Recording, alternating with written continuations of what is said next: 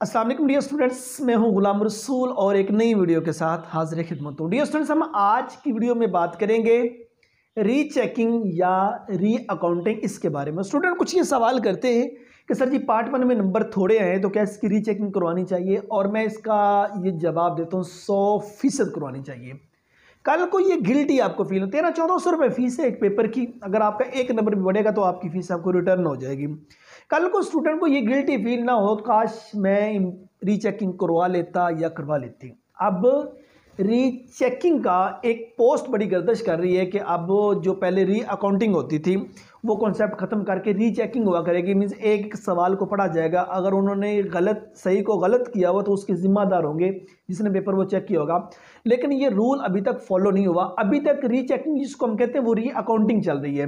Dear student, जब आपने उस रीचेकिंग के लिए बोर्ड में जाना है तो उन्होंने आपके सामने आपका पूरा पेपर खोल के रखना है।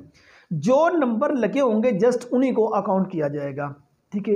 वही नंबर अकाउंट किए जाएंगे। जब वो नंबर अकाउंट किए जाएंगे वो आपके जितने बनेंगे वो लगाएंगे। अगर आप उनसे कहेंगे मेरा ये सवाल गलत सही है, आपने गलत किया हुआ है, तो डियर स्टूडेंट्स वो गलत ही रहेगा, वो वहाँ उसको दोबारा सही नहीं कर सकते। री अकाउंटिंग होगी मीन्स आपके सारे नंबर उनको अकाउंट किया जाएगा, उनको अकाउंट करके जितने वो बनेंगे वो लगा दिए जाएंगे। और बात स्टूडेंट्स का ये होता है, मेरे एक स्टूडेंट है इस वक्त पार्ट 2 में, पार्ट 1 में एक सब्जेक्ट के उनके नंबर थोड़े हैं। उन्होंने कहा सर जी मेरे नंबर ज़्यादा आने चाहिए थे और मेरे आएंगे, और वो बच्चा रीचेकिंग के लिए गया, मीन्स री अकाउंटिंग हुई, उसके कम से कम को 30 से ज़्यादा नंबर बड़े हैं, 30 से ज़्यादा उसके नंबर बड़े हैं। तो लिहाजा अगर आपको लगता है डियर स्टूडेंट्स आपके नंबर ज़्यादा आने थे तो आप रीचेकिंग के लिए ज़रूर जाइए, वहाँ फिलहाल री अकाउंटिंग ही होगी।